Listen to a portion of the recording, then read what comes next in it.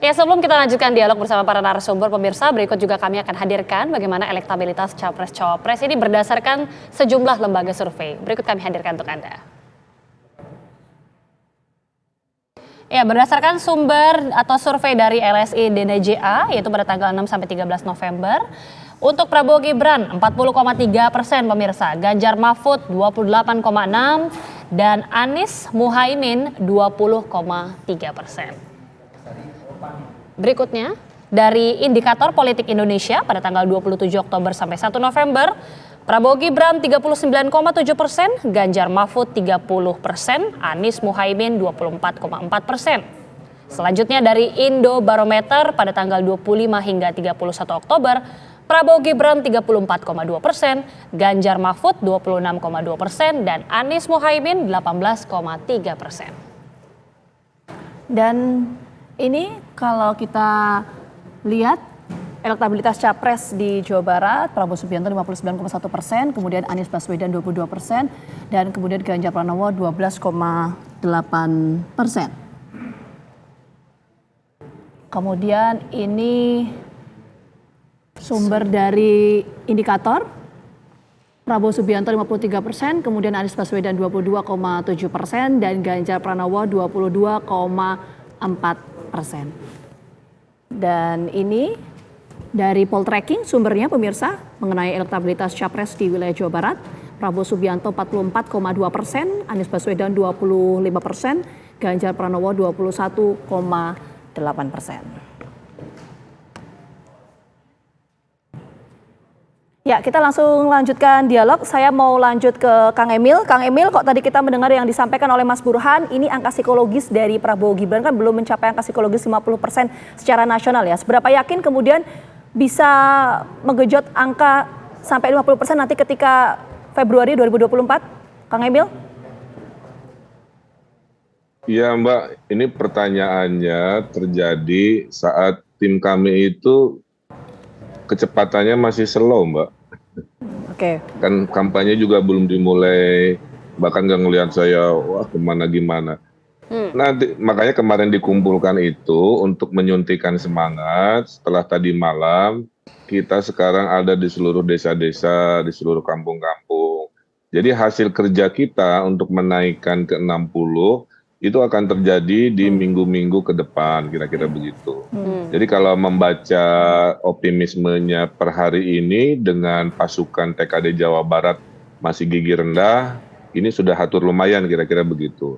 Nah sekarang giginya sudah mulai gigi tinggi, semua sudah bergerak, saya pribadi akan turun tangan langsung ke pelosok-pelosok, nanti kita survei lagi, kami meyakini pasti ada peningkatan. Itu mah akal sehat, logika sederhana saja. Kenapa? Karena rakyat Jawa Barat itu senang didatangi, dijabat tangani, diketok pintunya, disapa, disenyum. Makanya saya bilang kemenangan ini harus kerja keras dengan modal baliho saja.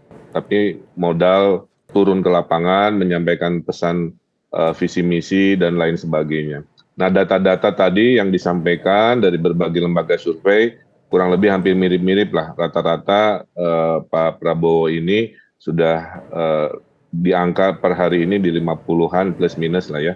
Nah, sehingga target kita 60. Logika kita sederhana Mbak, kalau saja Pak Prabowo bisa mempertahankan yang ada di 2019, ditambahi suara pencoblos Pak Jokowi yang non PDIP, kan pencoblos Jokowi itu terbagi dua, ada yang mencoblos partai PDIP dan ada pendukung Pak Jokowi pencoblosnya yang non PDIP.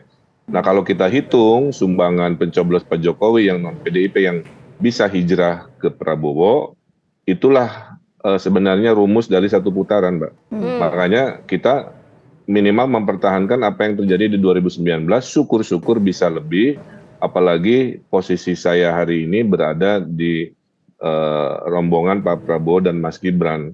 Dengan pengalaman saat Pilgub, kami sudah paham perbatasan dengan Jawa Tengah memang menguat ke arah dominan di Jawa Tengah, kemudian budaya kita arah Betawian ke arah Banten itu juga memang dikuasai secara historis oleh partai-partai tertentu. Nah ada treatment-treatment yang akan kita lakukan, plus ada plus lagi, ternyata strong voter di pemilih yang bukan kita Mbak, Amin dan gamma ini relatif masih goyah. Nah, kita akan cari di mana swing-swing yang ragu-ragu ini yang masih akan bisa kita balikan kembali ke kubu Pak Prabowo. Maka itulah sebenarnya mindset secara ilmiah kenapa kita meyakini Jawa Barat bisa menyumbangkan angka besar agar satu putaran bisa terjadi.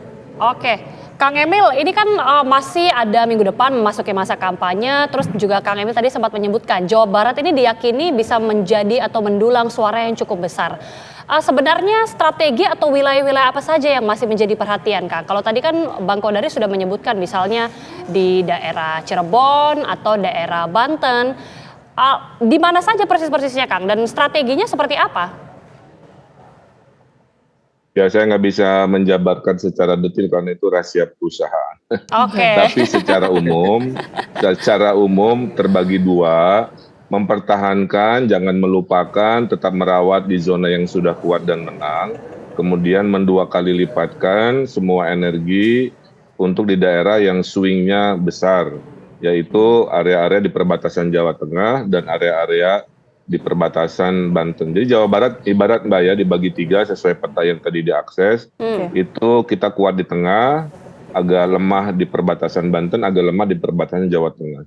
Jadi yang kuat kita pertahankan dan dirawat, yang lemah kita datangi dengan segala energi kita. Insya Allah seluruh Jawa Barat bisa maksimal untuk pemenangan. Jawa Barat menjadi salah satu concern karena lumbung suara Pak Prabowo di 2019 itu di Jawa Barat ya Kang. 35 juta pemilihnya itu 35 juta pemilih Mbak. Jadi luar biasa besar dan kita ini dibandingkan Jateng Jatim itu tingkat kedatangan ke TPS-nya juga paling tinggi di atas 80% waktu saya pemilihan gubernur. Jadi kita sedang dorong supaya orang tidak golput lah ya karena dengan tidak golput, kita lebih mudah lagi mendulang suara untuk Pak Prabowo Mas Gibran. Oke Kang Emil, mungkin kita fokus ke 1 atau 2 putaran ya dalam diskusi ini. Saya mau ke Mas Burhan kalau gitu. Mas Burhan, tadi kan diskusi kita bicara soal angka psikologis elektabilitas capres dan juga cawapres. Tapi kalau kita bergeser misalnya dari psikologis partai politik, itu seperti apa sih? Karena kan ini ada 3 kandidat capres dan juga cawapres ya.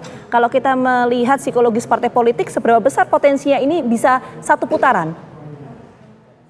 Ya, jadi gini, dari data sekarang yang kita punya secara nasional, yang bisa kita tafsirkan adalah Prabowo Gibran insya Allah pasti lolos putaran kedua. Kalau tidak ada satupun calon yang bisa membungkus kemenangan 50% per satu. Jadi belum ada yang mencapai 50%, itu satu dulu.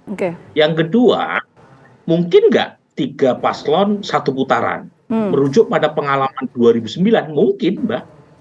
Nah bedanya, kebetulan saya punya kemewahan untuk melakukan survei opini publik sejak tahun 99.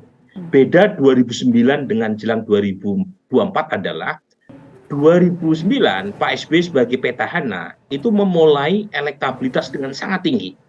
Jadi per Mei 2009 elektabilitas Pak SBY Budiono itu 71%.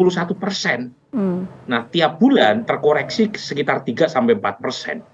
Tetapi 2 minggu sebelum pemilu, Juli 2009, Pak SBY masih mendapatkan 61%. Hasil akhir 60,82%. Nah, bedanya dengan Pak Prabowo sekarang, Pak Prabowo mulainya dari bawah gitu.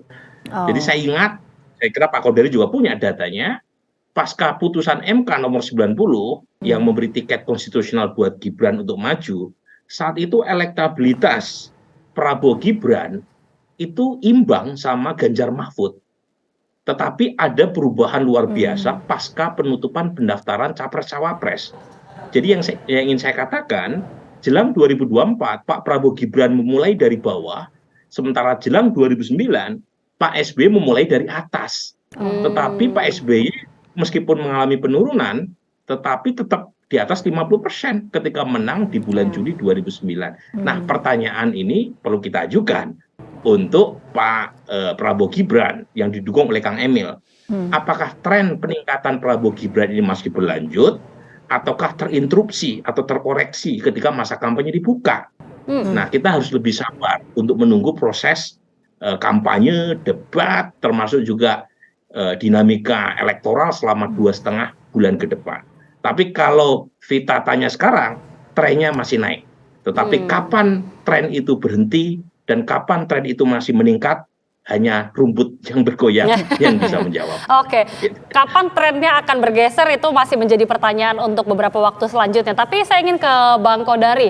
Bang Kodari, katakanlah misalnya tidak satu putaran begitu ya. Kalau tadi kan Prof. Burhan mengatakan paling mungkin adalah Prabowo Gibran untuk maju misalnya 2 putaran. Siapa kira-kira lawan yang akan menyusul setelahnya pasangan selain Prabowo Gibran? Nah, ini kita bicara mengenai tren berikutnya ya, tren pada pasangan Gama dan pasangan Amin. Kalau bicara pasangan Gama dengan pasangan Pragib, Prabowo Gibran, saya sering menyebut istilah bejana berhubungan.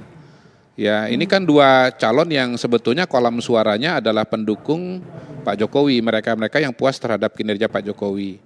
Nah, dalam bejana berhubungan ini kalau tren Prabowo Gibran itu naik, maka Ganjar Mahfud turun ya. Kalau Anies, Muhaimin, Amin itu bejana terpisah tuh, bejana tersendiri. Nah, kalau kita mengacu kepada ini dan tingkat kepuasan kepada Pak Jokowi tetap di atas angka 75%, maka bisa terjadi perubahan yang sangat luar biasa nih pada papan 2 dan papan 3. Selama ini kan bahkan setelah keputusan MK kan papan 2 itu papan 3 itu kan konsisten dihuni oleh pasangan Amin begitu. Tetapi dengan deklarasi Gibran lalu kemudian setelah Mas Ganjar mulai intens menjadi antitesis Pak Jokowi, saya lihat terjadi pergeseran yang signifikan. Ya. Dan saya nggak tahu nih di surveinya Prof. Burhan atau di teman-teman yang lain data-data yang lebih baru ya.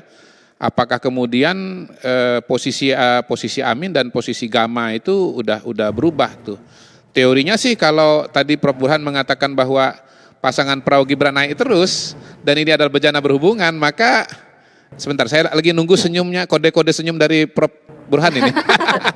Itu pasangan Gamanya tuh turun gitu loh. Nah, kalau Gama turun sementara Amin dapat limpahan suara sedikit dari mereka yang lari kepada pasangan Amin karena ada Gibran di situ ya, maka kemudian ini papan satunya ini papan 2 papan 3 ini udah geser dan dengan itu maka kalau ada putaran kedua yang akan maju adalah Prabowo Gibran melawan Anies Muhaimin ya. Itu yang saya kira tren berikutnya yang perlu kita cermati dari pola suara yang sekarang ini ada. Nah, saya melihat begini bahwa sesungguhnya mereka-mereka yang mendukung Pak Prabowo itu terdiri dari 2 kelompok ya. Pertama yang memang loyalis dan suka dengan Prabowo, yang kedua sebetulnya hatersnya Pak Jokowi begitu. Nah, haters Pak Jokowi ini garis besarnya itu sebetulnya sudah lari dari tahun 2019 ketika Pak Prabowo gabung dengan kabinet Pak Jokowi ya, itu udah lari ya. PA 212 segala macam itu kan udah keluar dari beberapa bulan bahkan mungkin setahun yang lalu, tidak baru-baru ini saja. Jadi sebetulnya mungkin yang keluar dari Prabowo Gibran itu nanti tinggal sedikit ya. Orang-orang yang memang begitu melihat Prabowo dengan Gibran lalu kemudian kecewa dan akhirnya keluar dari Prabowo dan lari kepada Anies Baswedan. Katakanlah begitu. Jadi pada hari ini sih tesis saya kalau tren ini berlangsung, kalau tidak satu putaran, 2 putaran itu diisi oleh 2 tiket Prabowo Gibran dengan Anies Muhaimin. Baik, demikian. Nanti kita tunggu bagaimana dinamika menuju kontestasi Pilpres nanti ya, Februari 2024. Sekali lagi terima kasih banyak Bang Kodari, Mas Burhanuddin, dan juga Kang Emil sudah bergabung bersama kami di Kabar Petang. Sehat selalu.